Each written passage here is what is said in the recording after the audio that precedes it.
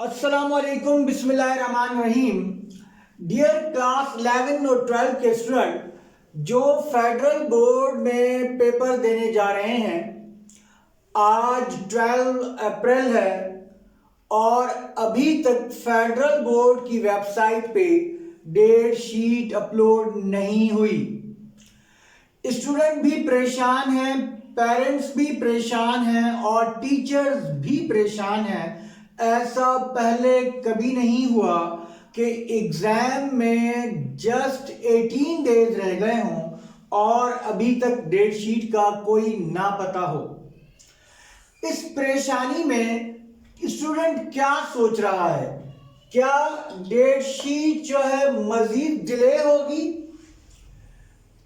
क्या date sheet की delay होने की वजह यह तो नहीं है कि एग्जाम भी डिले हो जाएंगे? और अगर डेट शीट या एग्जाम डिले होते हैं तो मेन इंपॉर्टेंट बात यह है कि स्टूडेंट को क्या करना चाहिए। क्या स्टूडेंट को सिर्फ यही फिक्र करनी चाहिए कि एग्जाम डिले होंगे या नहीं होंगे, या डेट शीट कब आएगी, या उसको अपनी प्रिपरेशन पे काम करना चाहिए? आज की इस वीडियो में हमने जब देखा कि हर जगह स्टूडेंट कंफ्यूज है, स्टूडेंट सोच रहा है कि मुझे क्या करना चाहिए, तो हमने ये जरूरी जाना एक वीडियो आपके साथ शेयर करें जिसमें आपको ये बताएं कि क्या आपको इसके बारे में परेशान होना चाहिए, क्या आपको इसके बारे में ज्यादा सोचना चाहिए, या आपको इस बात पे काम करना चाहिए कि हमें क्या करना चाहिए। अगर आप ये जानना चाहते हैं तो एंड तक हमारे साथ रहें। आज की हम इस वीडियो में आपको एक कंप्लीट रोड मैप देने जा रहे हैं कि रिमेनिंग डेज जितने रह गए हैं, अगर 28 को पेपर शुरू होते हैं और अगर डिले हो भी जाते हैं तो आपको क्या करना चाहिए। अगर ये जानना चाहते हैं तो एंड तक हमारे साथ रहिए।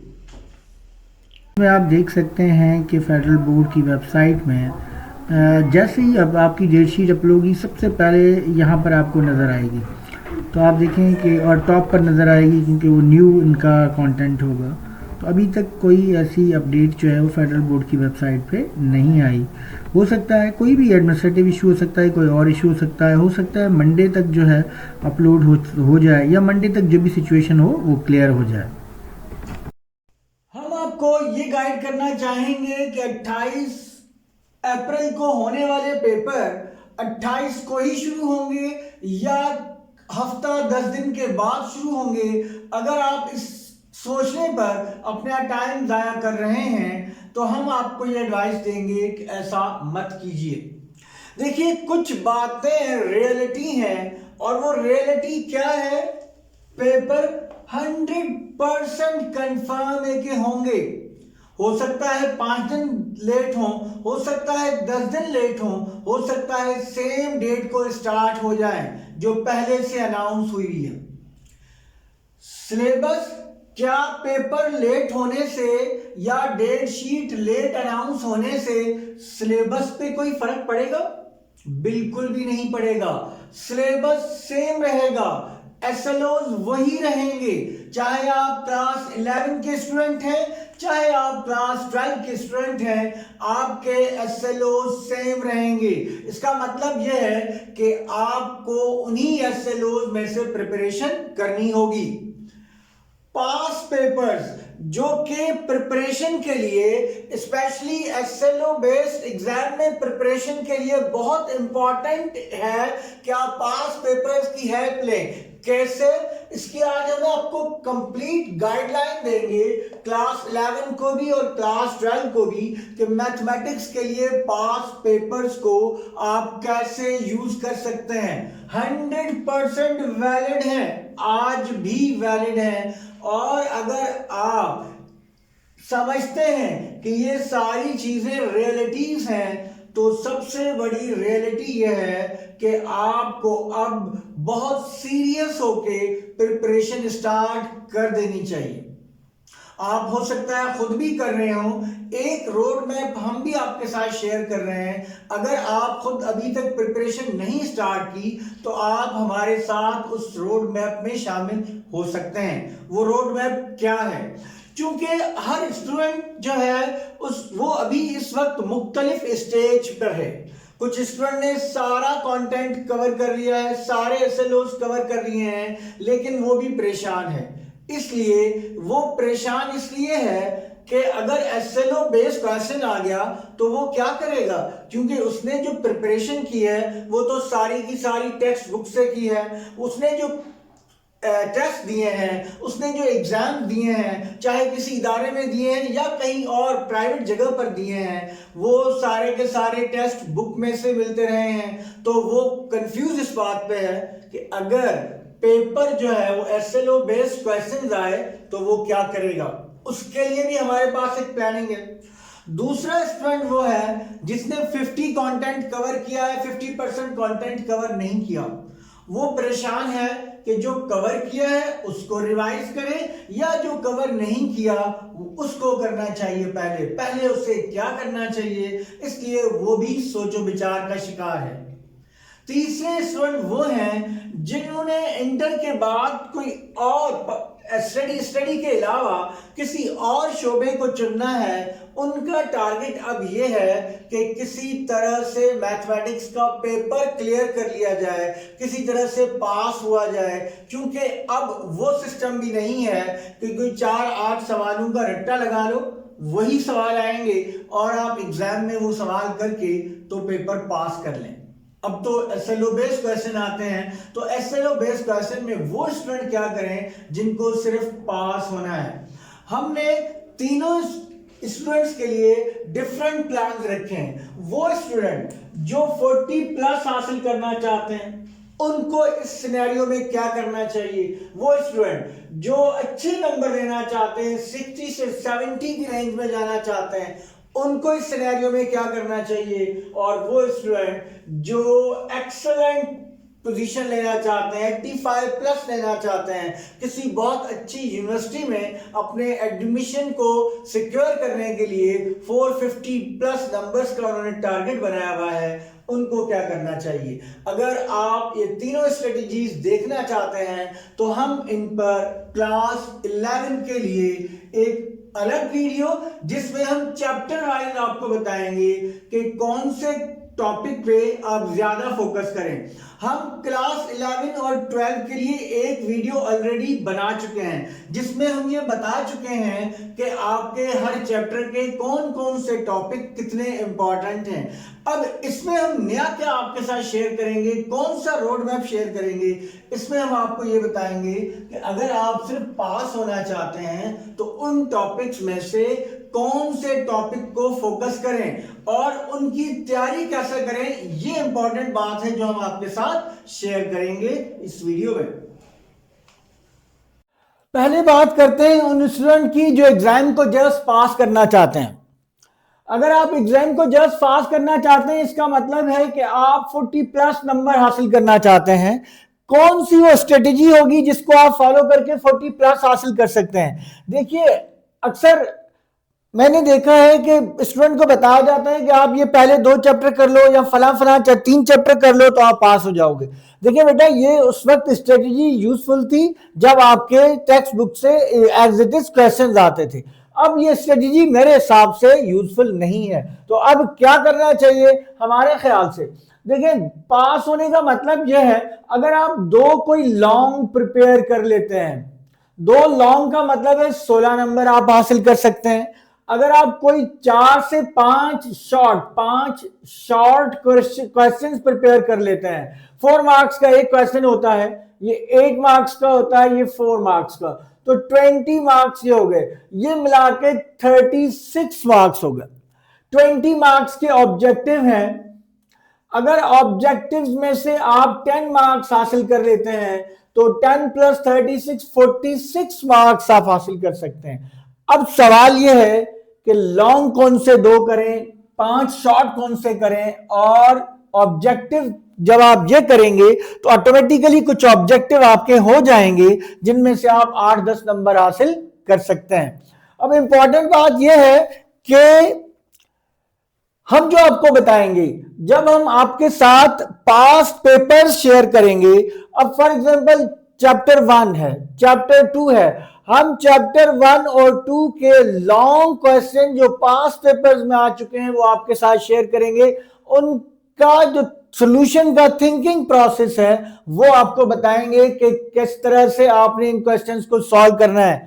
उस तरह के अगर आप 3-4 क्वेश्चन और प्रैक्टिस कर लें बेटा, तो आप यकीनन उस तरह का कोई भी आया हुआ क्वेश्चन इजीली अटेम्प्ट कर सकते हैं।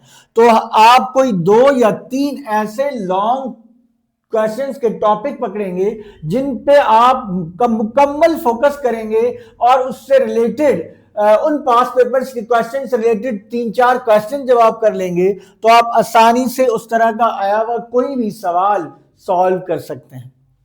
तो 2 या 3 अगर आप 3 लॉन्ग करते हैं तो आप मजीद सेफ साइड पे चले जाएंगे। इसी तरह 4 या 5 शॉर्ट आप ऐसे प्रिपेयर करेंगे ऐसे टॉपिक्स में से जो उस टॉपिक के जस्ट वैल्यूज चेंज हो सकती हैं। अगर कोई नया क्वेश्चन भी आए तो वो आप उनको सॉल्व इस तरह से करेंगे, आप सीखेंगे इस तरीके से कि अगर वैल्यूज चेंज हो भी जाएं तब भी आपको सॉल्व करना आना चाहिए, क्योंकि एडिशन, सब्ट्रैक्शन, मल्टीप्लिकेशन वगैरह तो हर स्टूडेंट कर ही सकता है। तो कुछ उसमें ऐसा हो जो सिर्फ इतना ही चेंज आता हो जिससे आपके वो 4-5 सवाल हो जाएं। और 8-10 ऑब्जेक्टिव जब आप ये इतना कुछ प्रिपेयर करेंगे तो 8 से 10 ऑब्जेक्टिव भी आप इजीली कवर कर सकते हैं। इससे आप 40+ मार्क्स का जो टारगेट है वो अचीव कर सकते हैं। अगर आप 60 से 70 मार्क्स का सोच रहे हैं तो आपको क्या करना चाहिए, कितने लॉन्ग प्रिपेयर करने चाहिए, कितने शॉर्ट प्रिपेयर करने चाहिए।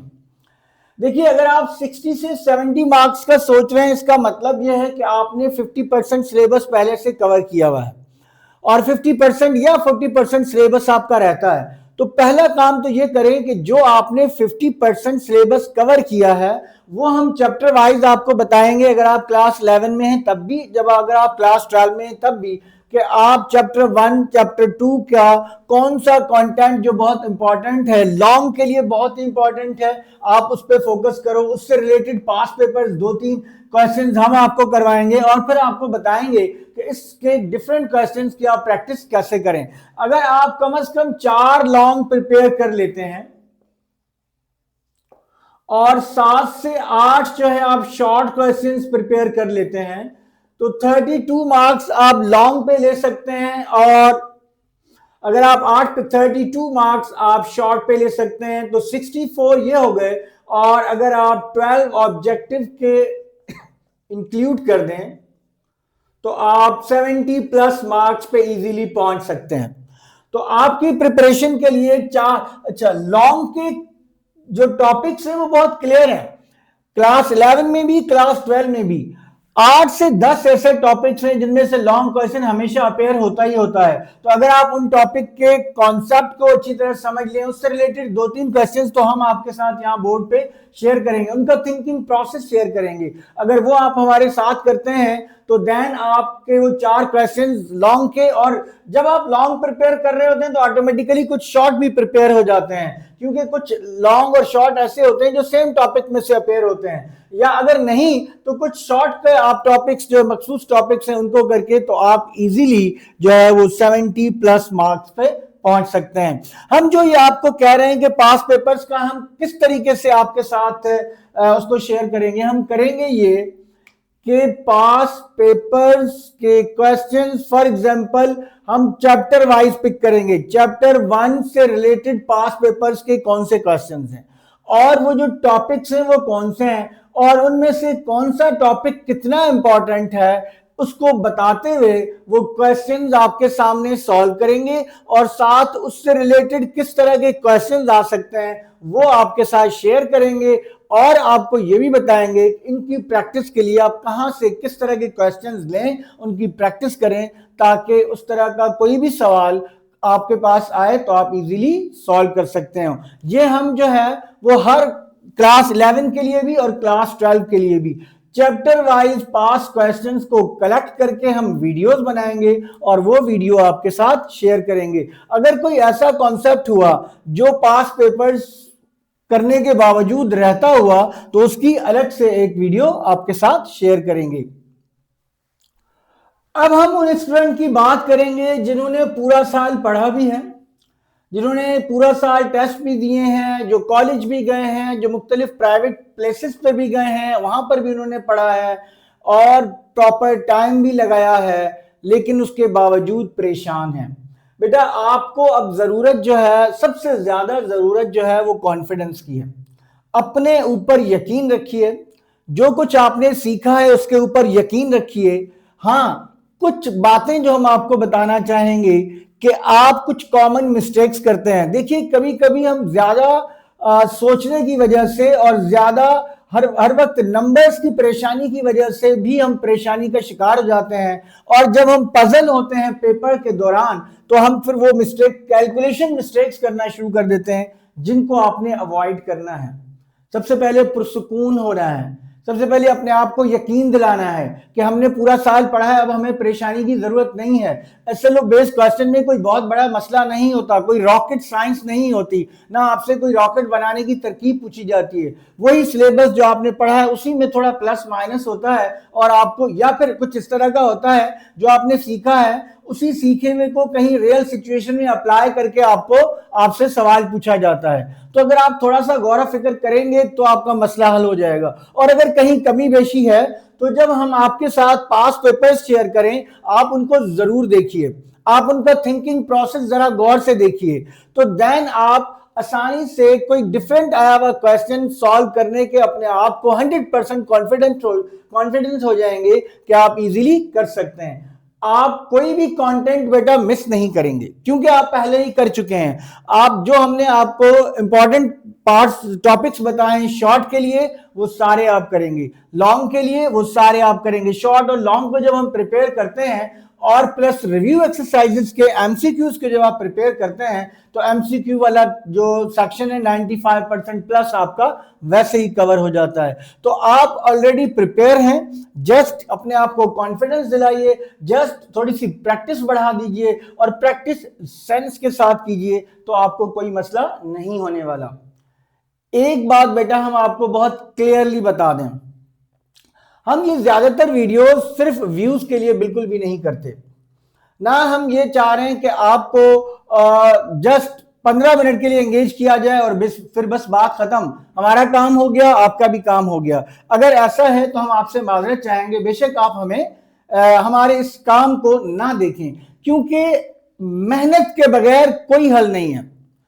हम ये बिल्कुल भी नहीं कहेंगे कि आप 1 घंटा भी ना पढ़ें और 1 घंटा 15 मिनट पढ़ें और आपका मसला हल हो जाएगा, बिल्कुल भी नहीं। कम से कम 6 से 8 घंटे रोजाना की बुनियाद पर अब अगर आप जितने दिन रह गए हैं स्टडी करते हैं तो तब आपके मसले का हल निकलेगा।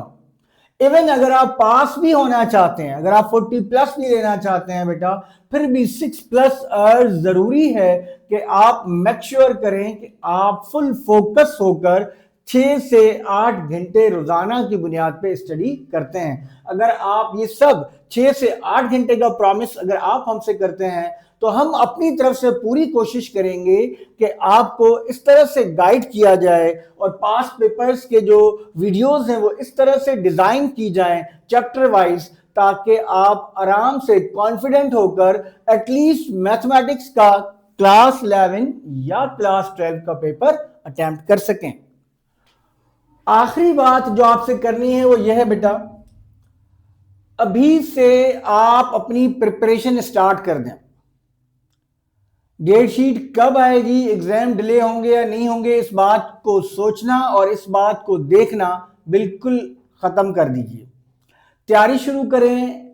एक बड़ी सी नोटबुक लीजिए जिसमें आप अपनी सारी प्रैक्टिस को रिकॉर्ड कर सकें, जिसमें आप हमारे साथ किए गए पास पेपर जो हम आपके साथ 1 या 2 दिनों में क्लास 11 के अलग से, क्लास 12 के अलग से पास पेपर्स आपके साथ शेयर करने जा रहे हैं, उनको आप उसमें सॉल्व करते जाइए।